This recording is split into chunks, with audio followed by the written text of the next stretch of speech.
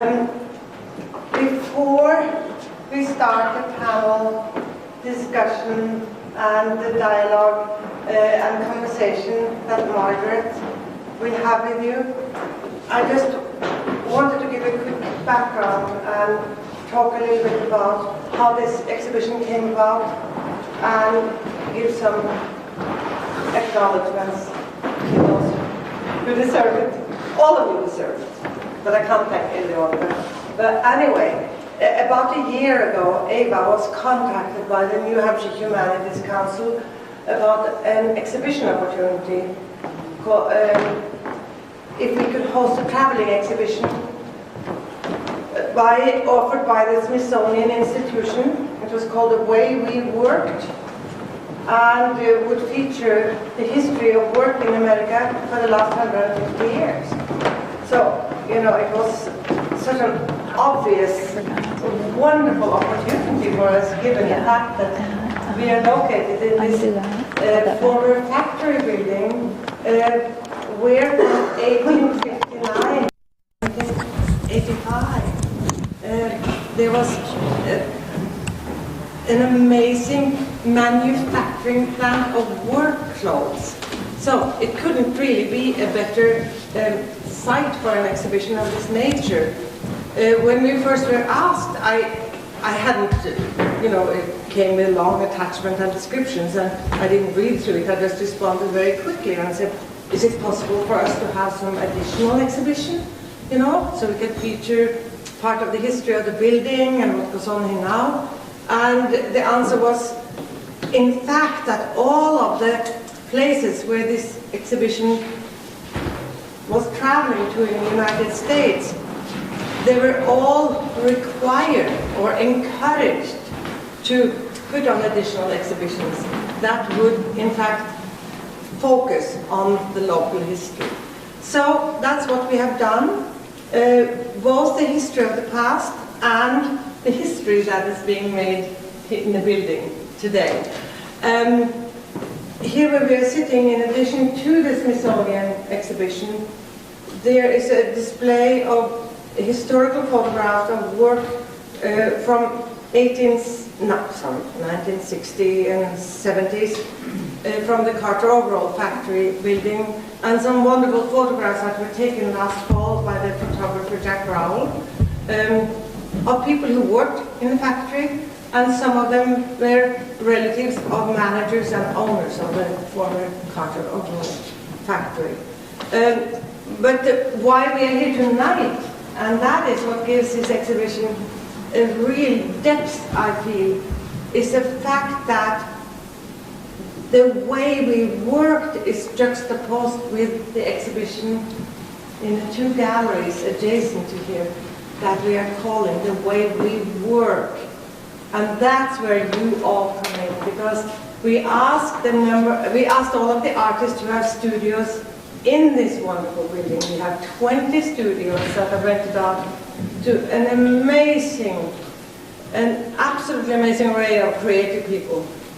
And we asked them if they would consider participating in an exhibition that would focus on the creative process, showing work in progress along with finished work, along with the tools and materials that they use, to give our audiences the opportunity to get a deeper insight into the creative process, to perhaps demystify it, but also the magic, to convey the whole magic of it.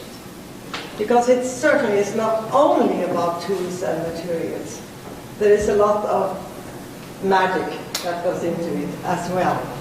And that is why we are here tonight, to listen to you. But I just quickly need to give my thanks to the New Hampshire Humanities Council for their support, and specifically to Historic New England, which has an organization based in Boston, and which has been instrumental in pulling all of this material together, including a documentary film that was premiered here last Sunday, and co-produced by Historic New England, CATV and AVA, and it will be shown locally on Channel 8 tomorrow at 7 o'clock.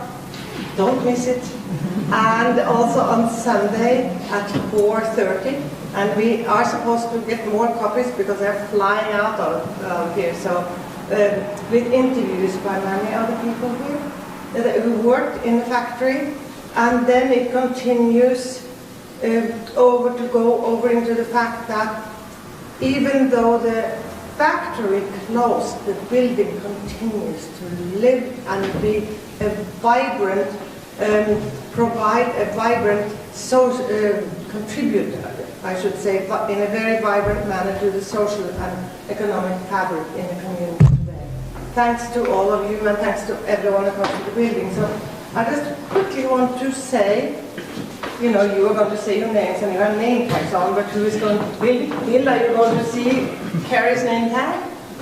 Yeah, absolutely, I can see that. Yes, exactly. If she was up close, I would have difficulty. Anyway, so here we have Carrie Fradkin, Kay Wegner, Richard Langdale, Jenny Lynn Hall, Nan Silliman, Everett Weber, Victoria Morse, Stacey Hopkins, and Eva's exhibition coordinator who pulled it all together so beautifully, Margaret Jacobs. And now I leave the word to you, Margaret.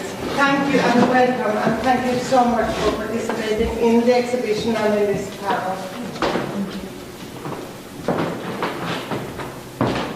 Can you hear me? Okay.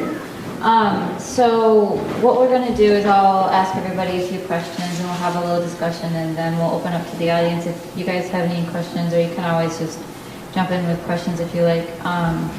So if we could just start off maybe by saying, you can say your names if you want to, but what media you are working in and how long that you've been making art. And please use the mic, it helps a little bit.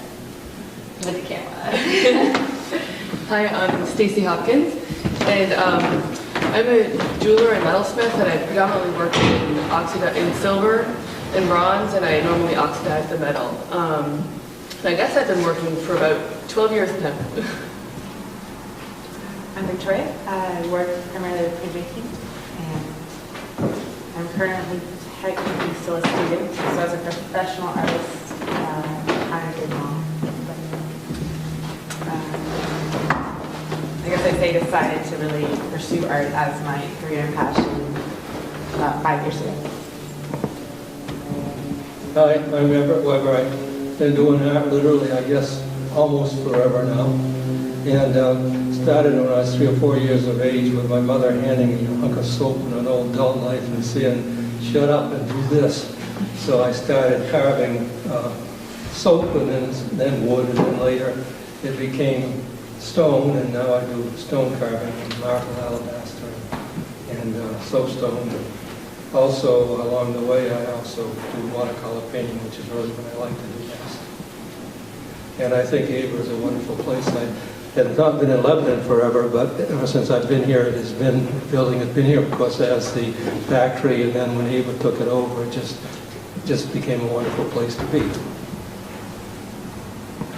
Hi, I'm Nance Silliman, and I'm happy to be here, and I want to thank Margaret and Benta for inviting all of us, for me especially. I've been doing art, it feels like all of my life, but I've been calling myself an artist ever since I took a design class for credit at Dartmouth College. I mean, the professor said, from now on, call yourself an artist. And so I have been calling myself an artist since the late 80s, maybe. And I'm primarily a painter. I love to paint. And I do pastels and drawings and all that. And I just love art. And I love being here with everybody. And that's about all I have to say right now. My name's Jenny Lynn Hall, and I'm a painter. I work mostly in oils and then in lime plasters, which is more of a decorative painting. It's a technique that I developed when I was living in Italy. I started doing painting really, I don't know, about 20 years ago, I guess. but I've been drawing really my whole life and started doing the decorative work probably about 12 years ago. I'm Richard Langdell. I've been a paper maker for 20 years. I've only recently had a studio here. And that's about it. I'm Kay Wegner. I'm presently doing silk dyeing and design, and also have done watercolors and oils. And I've been here at AVA in this building for a little over 7 years, and practicing the craft of art probably for about 30 years. I'm Carrie Fradkin. I work in mosaics, pastels, now I'm learning encaustics, and I also like collage. I have been back in art since 2003, but I was always involved in art, and I was an art teacher in my 20s. I am no longer in my 20s. And I teach here. And my work here is, I showcase the mosaic part. I do residential and fine art mosaics. Can you talk a little bit about the challenges of working in your specific media? I know that we have a really wide range of media here, so you're all going to have different challenges, just, practically. Could you speak a little bit about that? Challenges, sure. For me, it's the hoarding is a problem. And the weight of the materials is a problem. So my studio and my garage at home are filled with pieces of things to break and make into art.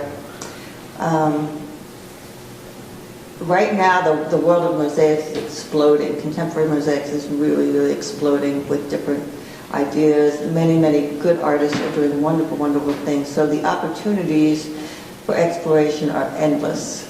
And I can't get enough of it. But it's very, very time consuming. And that is the biggest challenge. It takes a long, long time to do a piece. For me, probably some of the materials I use in silk dyeing, because I use a lot of wax resist, which involves hot wax, so I'm constantly concerned about safety, both for myself and the building. I'm always double checking that I've unplugged everything when I go out the door. And then the whole process, it's a lot of steps, and if you forget a step or you bypass one, you can't go back and fix something, so that can be a little frustrating. My old studio was in a barn, and it was all finished and heated, but challenges were keeping the water pipes, keeping the water flowing both in and out of the barn, and dealing with humidity created from the paper making process.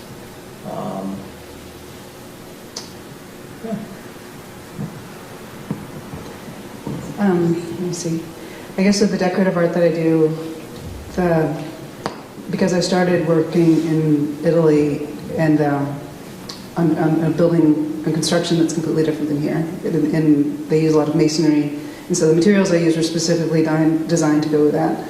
But here in New England, there's a lot of wood, so I had to really figure out how to create independent structures for the pieces that I did so they wouldn't shift with the buildings. So there are some technical problems that I worked out, and just figuring out how the different building materials work together is fun though, because I tend to throw in a lot of different things. I'll use all sorts of different kinds of paints and kind of plasters, and it's fun to figure out how I can get them technically to work together as well as artistically. So that's a challenge, not really a limitation. I guess the biggest limitation I face too is weight and transporting and making sure that things don't crack if they're going to be installed for functional use.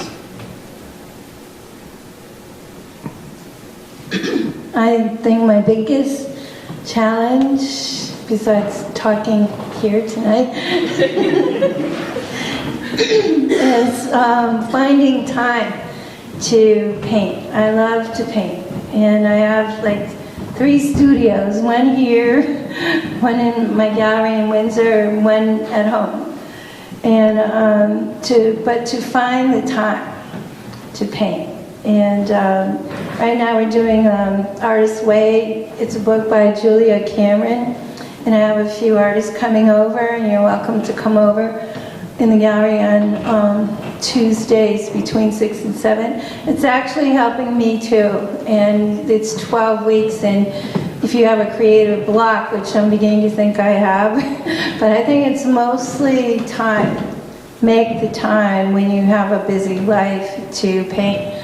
But if I don't paint, then I go crazy, and my husband suffers, and everyone around me suffers. So I think my biggest challenge right now is balancing everything. Speaking of stone, I think there are several problems. The first problem is the time involved, like Carrie said, and others, that it takes an awful long time to take this piece of stone and whack it down to what you want, and then when you get it into the shape you want, then you're about halfway there, because then it takes about the same length of time to sand it and polish it and all of that. Another problem with stone is just like with an artist, when you look at this blank white canvas and say, what am I going to do with it? For me, a big problem is, what am I going to do with this piece of stone? Because if you get a piece of stone that's rectangular in shape or cubic or whatever, it's awful hard to visualize something in it, what to do with it, unless you have a preconceived thought. A lot of stone the pieces come in nice irregular shapes, and those are the kinds you really like to work with, because you have some idea when you look at it first which direction to go. And the third thing that I have found is that most of my stone sculpting has come at a later age. And there was a time when I was younger and could wrestle these things around very easily, but if you think a cubic foot of granite weighs approximately 190 pounds, the bigger they get, the more they weigh, and the harder they are to work at this point in life. They're still an awful lot of fun. For printmaking, there's a lot of different techniques to use that you don't always need a press for. But quite often, the favorite things that I like to do involve this huge metal press, which we have an awesome one downstairs in the basement in AVA's green studio. But sometimes it is frustrating because you can't just carry that around anywhere.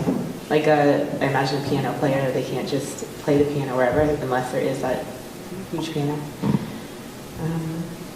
And another thing that I found tough, just as an artist, not just for printmaking, was when I did take a break from school, suddenly having all that support crash, and nobody really cared except my family. There was no professor pushing me or egging me on, no other students to egg me on. But fortunately, I found the AVA Gallery. They've been very encouraging and supportive, and acted in a way that was very supportive too by letting me use the printmaking studio. Okay, I guess what holds me back most is the financial cost of what I'm working with. I'm just dealing with, precious metals and, silver, and I'm also using a foundry that's, in Italy, they do more intricate casting than some of the foundries here. And there's a lot of time, I have to wait when I put an order in, I have to put a large enough order in so that, it's worthwhile, and, so that just holds me back time-wise. And there's also a million toxic, elements that I'm working with, like, the different gases and acids and sharp objects and those, so I'm not the best person to be totally attentive to things, and so that's, something that, might be a little bit of a drawback, but no, in general, I really love a lot of the mistakes that I make with metal too. I can reincorporate or melt down again and reinvent. So that's a positive aspect. But so I guess those basically cost and time and some of the toxic issues are my drawbacks with the material. Okay, so what do you love about working in your medium? Oh yeah, I just love that I can express almost any subject matter. You can go high tech to organic, and there's a lot of messages I can put with the jewelry, and there's a lot of charge, and I can delve into different cultures and different techniques. Get fascinated by stones, to just look at endless source of materials, but there's also the subject matter. I use a lot of natural forms, and that brings in a fascination with everything that exists on the planet and the kind of wild shapes that life forms make. So. Yeah, Stacy said it, the fascination is pretty fun. And when it comes to materials, I also, of course, have to hoard like Carrie, but my materials are a lot lighter, and because you're going through a press, you can't put any metal through there, so it's to make a collograph, which is a plate, and then essentially like a tiny sculpture on top of it, like this high. You put ink on it, and then put the paper, run it through the press. So it's just scraps. Like one of my favorites is the netting from when you get oranges. They come in that, or onions. That stuff is great. Or just old newspaper, or anything with a funky texture. I mean, that's a lot of fun. And then printmaking, a lot of times something will happen in the process of making that press that you're not totally in control of, so it's a surprise. And mistakes can be made, but they're a lot of fun to work with almost.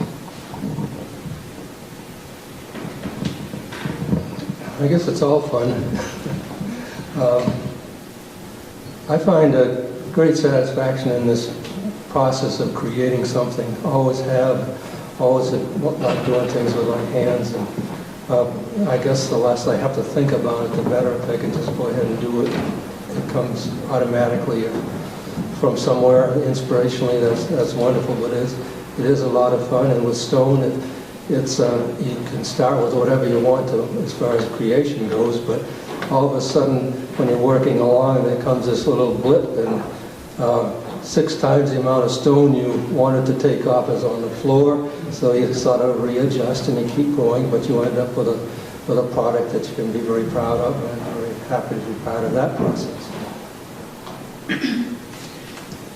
What I love the most is I'm an oil painter primarily, and I've tried acrylics, and I do pastels and pencil, and I've even done a little three-dimensional things, but I love using oils. I love just putting that blob of oil, and it's like butter, you know, and just putting it on the canvas or the paper, and just moving it around, and just putting it here, and just putting it there, and sometimes not even knowing what it's going to be, or sometimes I do.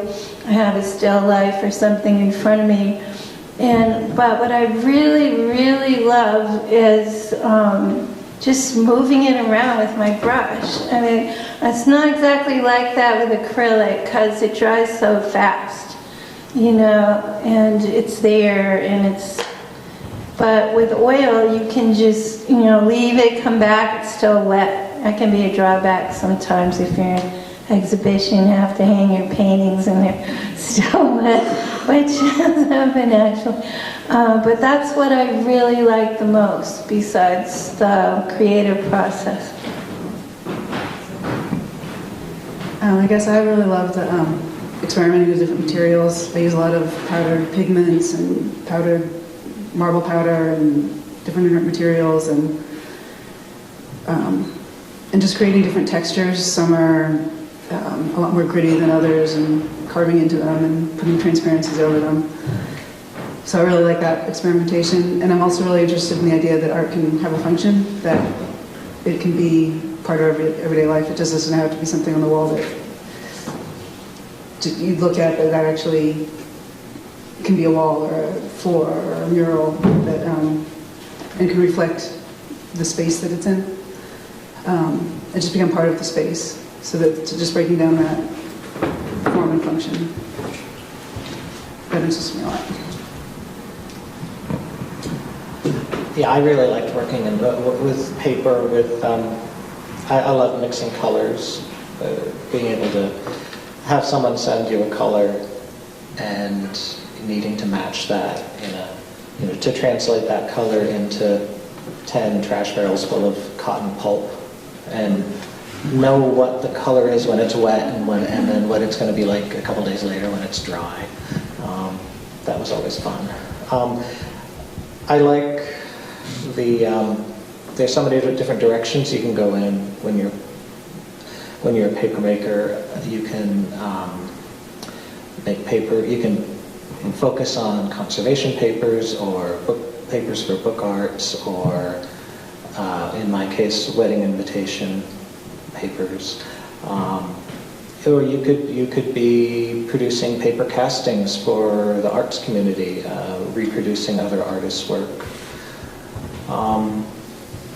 And the last thing is I like that what I made was, the end process of my creative process was the beginning process for the people who took the paper, because then it went on into other people's hands and got made into something else. Well, I just love the sheer magic of working with dyes on silk, because you never ever know exactly what's going to happen. You can predict, you have an idea and a design in mind. And then sometimes it works, most of the time it doesn't, but then other things happen that you couldn't anticipate and surprise you that was a lot better than what you initially thought. So it's a constant learning process. And that's sort of a treasure hunt, because all of the plans that you have don't necessarily work out, but other good things happen. So it's fun. I like all the mediums that I work in. They all provide some kind of artistic pleasure, emotional, expressive pleasure, and they all are different. But mosaics is meditative. And it's the only process that I work in that I find to be meditative. And there is an incredible sense of calm when you can smash something and create order out of chaos. And that is what drew me to it. Also the colors. Color is my most important thing. But the meditative process is just wonderful. It's really wonderful. Can you talk a little bit about your creative process, and if you have any certain special routines or rituals that you do? Okay, yes. I take a lot of pictures. I look at a lot of things, and then there's a couple different things that happen. If I'm just going to experiment, and I'm talking about mosaics primarily here. If I'm going to experiment, then I just dive in, and the science part of me takes over, and I try different things, and I don't have to do any prep work other than materials. If I have an idea, I can generally dive in, but most of the time what I do is I collect pieces by color, and I have file cabinet drawers filled with different pieces of color. And when I get enough of the materials, then for a couple of days I'll clean. That's part of my process, is just to clean, because I can't just dive in. And then I'll spread everything out on the table and start moving things around. And eventually, even if I had an idea, I generally move away from that idea, and things will start to happen. And I just trust my gut that the right things will happen eventually. And I'm patient with myself, whereas a few years ago I would have gotten very upset and angry and blah, blah, blah. But not anymore.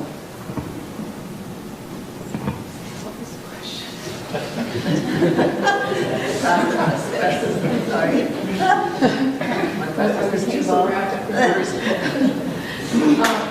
The process that I have has many steps involved in it, and I always keep an idea book with me, because sometimes I'll see a design or a bunch of colors, or an idea will come to me, and I have to put it in that little book. So then when I'm looking for projects or want to work on it down the road, I've got some sort of reference point. So I will generally start off, I'm working on a big project that I've been working on for about 5 years now, which I have done. I'm trying to do a series of 7 large silk panels illustrating a poem that's by Alfred Lord Tennyson. And it's a little excerpt from a poem from a larger poem called The Princess. And that has been unbelievable, what I've had to learn by just this one little 10 or 12 lines that I'm trying to illustrate. I learned some Greek mythology, I learned what Corfu fonts were, I looked all kinds of things up, and it sort of leads you on these other paths. So you get a broad education just thinking you want to do one small thing. And that's a nice process. Then I do large sketches. I'll translate that into a large watercolor. You know, I'm not organized. Then doing such a large format it's much more cumbersome. Then I transfer that to make a grid, and I actually try to place it underneath the silk and try to, you know, copy the image in some way, so that then when I come to wax it, or wax out the parts that aren't going to be one color, and that's where I can really get lost sometimes, because if you wax out the wrong part, then you wanted to wax out the other part. So anyway, so you have to really think carefully about what step goes first and second and third. And I think one of the downsides of it is there's a lot of waiting. There's a lot of taking things to the dry cleaner in between to get all the wax out so you can do the next part.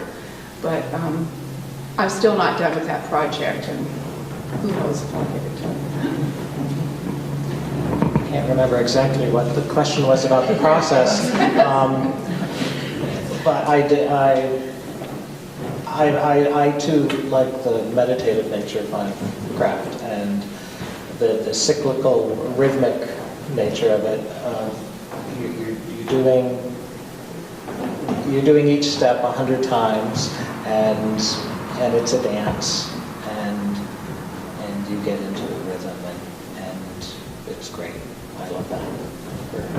We spend 6 hours doing one thing. It's great. I don't even know. I guess a lot of times I'll start with a grid, and a lot of my work has repetition in it, so it'll be interpreting a similar image in a bunch of different ways. If I'm just doing textures, then I have to think about how one layer will interact with the one that's coming before it or after it. But a lot of it is instinctive, and also you get into a space that's sort of beyond thought. And I think that probably happens with all of us, actually. So I guess I use just actually once I figure out the constraints and set up the size and the underlying textures, then it becomes just a very intuitive process. I agree with Richard. It can be like a dance. It's just, it's not the same for me every time, but mostly where I get my inspiration from is from people that I love. I think about the people that I love, my family, my friends, and I start there usually. That's where I start. And then sometimes it's pure fantasy, sometimes it's, but it's always it starts with thinking about someone I love. I have a new little baby grandson. He's very inspiring. And when my children were little, I remember taking my daughter when she was a baby, and she'd fall asleep in my arm, and with the other hand, I'd be drawing her while she was asleep. And so a lot of times most of the time it starts that way. Other time, think about someone I love, like the work in progress I have.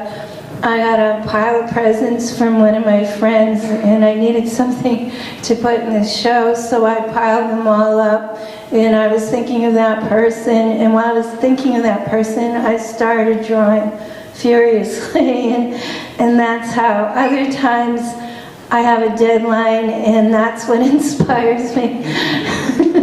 And I can be pretty inspired when, if I have a show in a week or two, and I can really work hard and fast that way. And some of my best things come out that way too. So, some artists will come to me and say, let's do a 2-person show in your gallery, and the subject should be red. That's when I realized that most of my paintings were blue. So I had a couple of weeks, and I just, that inspired me. So I agree that it's very different for painters, it might be, but I agree with Richard also that it's like a dance. I think that's a very good analogy. So what's this about ritualism and OCD? I don't know. But I guess with a stone, one should have the idea of what they're going to do before they start. And there are 2 ways that I do it. One is to, after I do get an idea, is to sit down and draw a painting, draw what I think I would like to have in 2 or 3D or whatever I can do. And the other way is to, once you get this idea, a better way is to do what they call a maquette or a makeup or a model of what you plan to have at the end. And this way you solve an awful lot of your problems of space and construction along the way, and it's very helpful, although it's difficult to do a maquette for everyone because it takes time and all that stuff, all that kind of thing. With my painting, I used to just wing it, and I would start with a painting and end up with some kind of painting. But now I plan my paintings ahead and have changed my style a lot, so it becomes very much of a storytelling, surrealistic symbolism, or whatever you want to put in it, kind of painting. And this I do plan ahead for. I'm still working on formalizing a process or a ritual, but things that I have found helpful have been, one, it's actually, there's a military poster over there that has the quote, "Be all that you can be." And I just remember looking at that, and it's very easy thinking of this idea or that idea that you can be a billion things, like you can, but it doesn't really matter what you can be as much as what you're doing and making and producing. So just my little take of just be all that you are and kind of repeating that.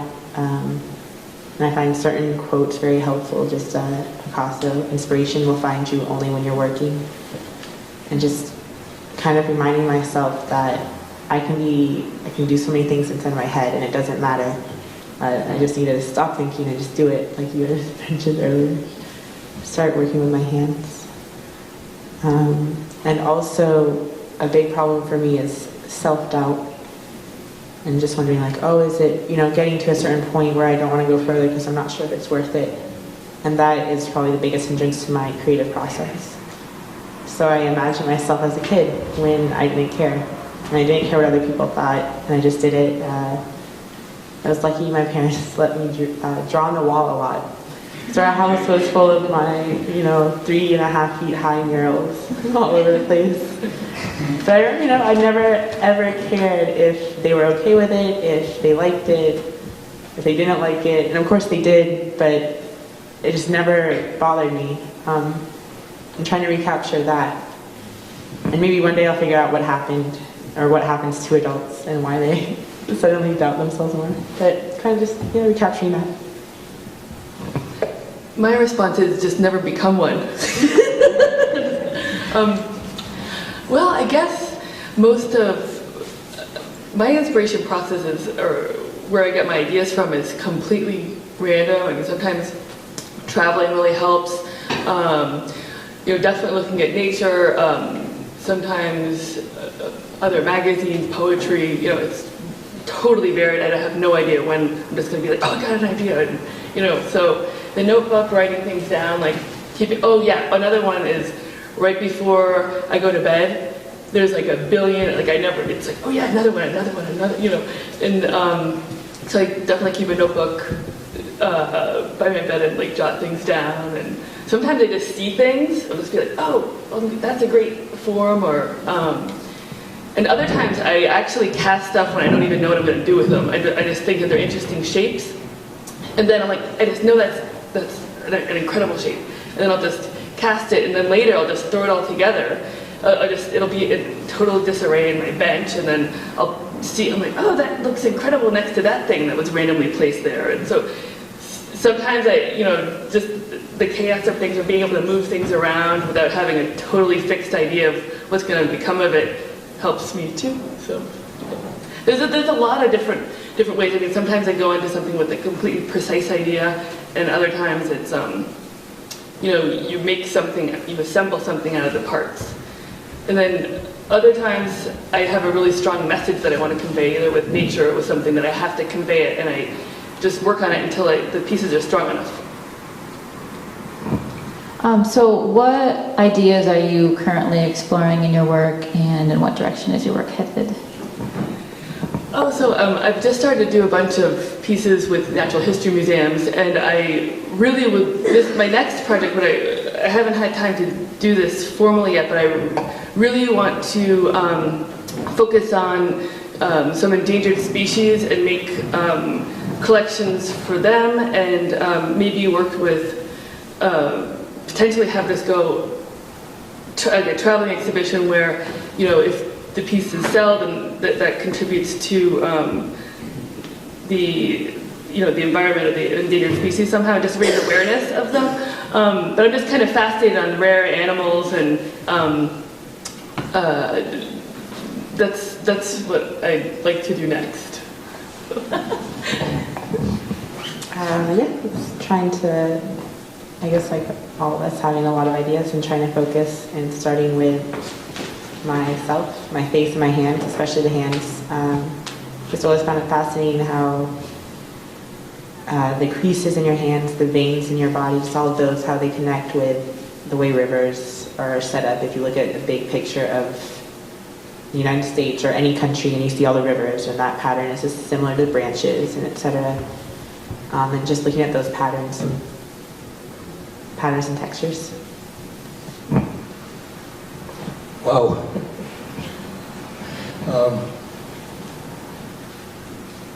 What was the question?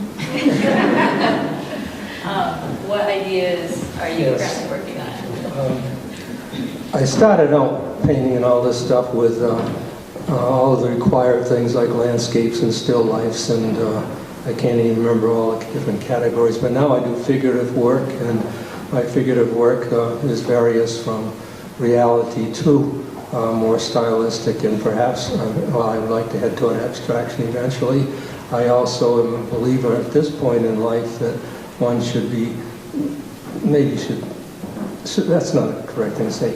At this point in life, I'm involved in a series of paintings, and this painting, I go from one painting to the next with just whatever evolves in this one, and I think of for the next one, and there is sort of a logical progression in my mind, but I just hope to keep on in that direction and with figures. Heading towards a two-person exhibition in my gallery, and it's February 9th, and I'm one of the persons. We decided to call it resiliency because that's what you need. And especially after going through the winter, by February, you need resiliency just to get by. So my friend Joyce Hayden, who's coming all the way from Chester, Mass. to be in this show, a couple hours, to be in this gallery show, I'm also working on my doctorate, and I think I want to do a thesis on resiliency. So she said, why don't we just do art on resiliency? It's a little bit of a challenge. My niece who came over and did the display windows said, we should put wood in your display windows because wood is very resilient. And so I just say, stay tuned. I am working on it right now. I don't have much time, February 9th, deadline. But I'm fascinated by the texture, and I think I'm going to do something with that, and paint over it, make some nice designs over it. That's what I'm working on right now.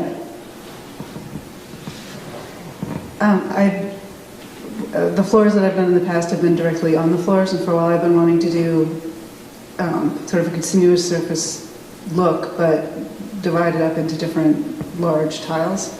So I'm actually just starting to work on a floor for Stacey's gallery, actually, where I can test this theory, actually, to see if it works. So I'm really excited about that. And then just thinking about getting more into smaller objects, more tiles, working smaller as opposed to larger scale, and just experimenting with different imagery. My most recent papers have a local fiber content. I have a hay paper and a straw paper and a corn paper. But my paper making right now is, I'm a bit in transition in my paper making life, so I'm not sure what's happening. Well, like I said earlier about that long ago project I started, I'm still trying to work on it because it haunts me every day because part of it's hanging on the wall, unfinished. And I had a bit of a hiatus this year. I was away from my studio for several months, so I've just gotten back into getting things going again. And so I warm up by making silk scarves.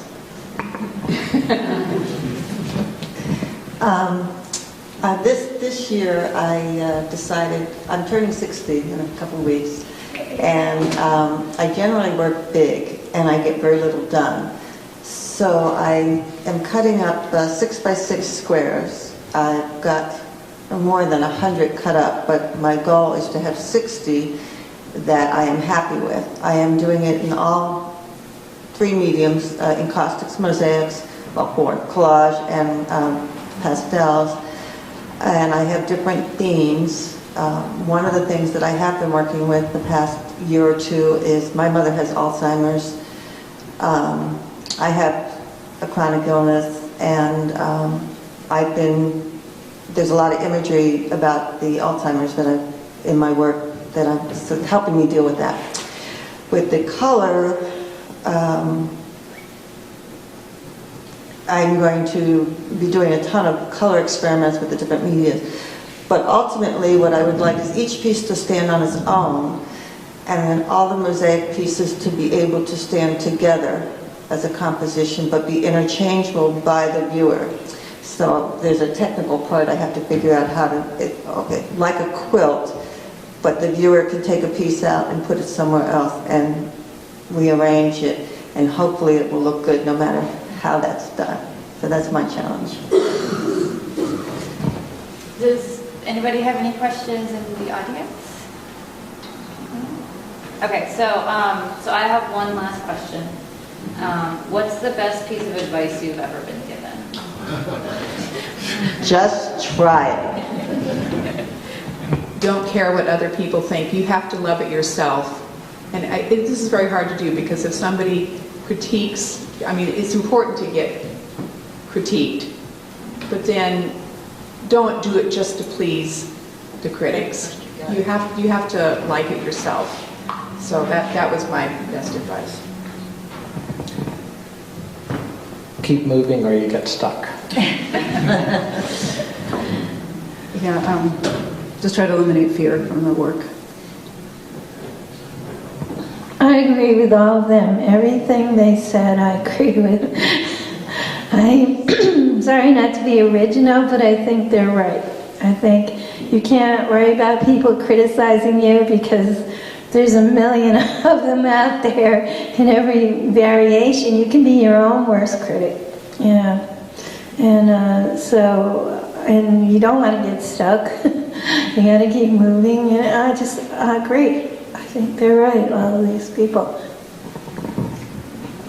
I guess my best piece of advice occurred when, maybe it's not advice, but it occurred when I was told and given permission by different mentors to just be myself, to continue the way I wanted to go, and what I did was going to be all right, and it'll all be fine in the end, so just do it.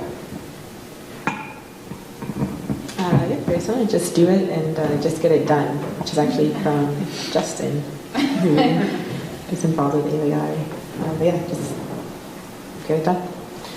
I don't know whether this is advice or just like a turning point in my mind of what really made me realize I wasn't turning back, And it was when I was totally down and out, going, oh my God, I'm gonna have to get a real job, and like, I just can't do this anymore. And then I thought, actually, I can't get a real job. I'm totally confident with everything else I do. This is the best thing I can possibly do. And I'm like, it's not my fault if people don't get it or they don't appreciate it now. I'm like, think of Van Gogh and all the other artists that never got appreciated. And I'm like, they'll get it later maybe, but I just know this is the most important thing for me to do. And then at the end of your life, this is what you would regret not doing if you didn't do it. And that's the thing, I think, that art remains permanently for beyond your own lifetime, or it affects other people, and it actually permeates through things that you can't quantify. So that motivated me. Okay, well, thank you everybody for being here. Thank you, artists. We have refreshments in the Ian Brick Gallery, so please go in and get something to eat and take a look around. And also on this Sunday, Benta said it before, but at 4 we have it's the third lecture in the Sunday lecture series. Jennifer Putz from Historic New England. Yeah, and I want to thank you all for singing so beautifully with each of your very specific and wonderful voices. And I think the richness of what you are doing is so amazing. It's like the weaving of an amazing tapestry. And speaking of threads coming together in this building, that's what you are helping doing. But I also think that we have to, I admire you all so much for what you're doing. To be an artist is a very serious profession. And, you say, I'm an artist. How can that be a work? It is a total commitment. And it is a commitment that is with you all your life, and that you are giving yourself to this commitment. And for that, we thank you. And please go into the other galleries and look. And I cannot think of a better juxtaposition of an exhibition that focuses on work. The work you are putting into your creations has nothing to do with an 8-hour workday. It is with you all the time, and you're all amazing. Thank you.